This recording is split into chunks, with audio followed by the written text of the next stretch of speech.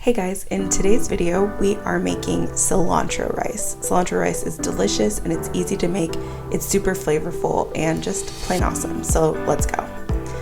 First, you're going to take your rice and you're going to pour it out into your pan. I'm using 2 full cups of rice for this recipe. Then you're going to add 3 cups of water that should just cover the rice. Next, you're going to add butter and a little pinch of salt for flavor. Then you're going to boil. It takes about 8 minutes for it to come to a full rolling boil.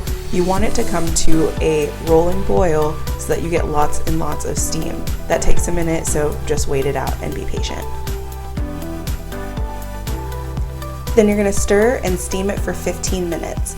You're also going to want to take it off of the heat after it steams for 15 minutes and let it sit for an additional 10 to incorporate everything together. It'll give you nice fluffy rice that is perfect. Then you're going to stir it and you're going to fluff it. You can do this with a fork to fluff it. I use my wooden spoon just to kind of stir it around. Works both the same. Then you're going to add your lime juice. I'm using the juice of 2 limes. So you're going to go ahead, squeeze it in, make sure you roll the limes around first so you get enough juice out of them, and then squeeze it all over the rice.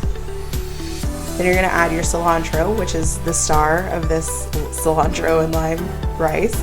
You're going to stir it until the cilantro is evenly distributed, and then that's pretty much it. Like, the recipe is that simple. You make the rice, throw in the lime juice, throw in the cilantro, stir it around, and you get some nice flavorful rice that you can use in many different dishes. You're gonna then take it off the heat and then set it aside until you're ready to plate it and serve it. Once you're ready, just get a bowl, grab your cilantro lime rice, spoon it out, and then you have perfect rice for a perfect meal.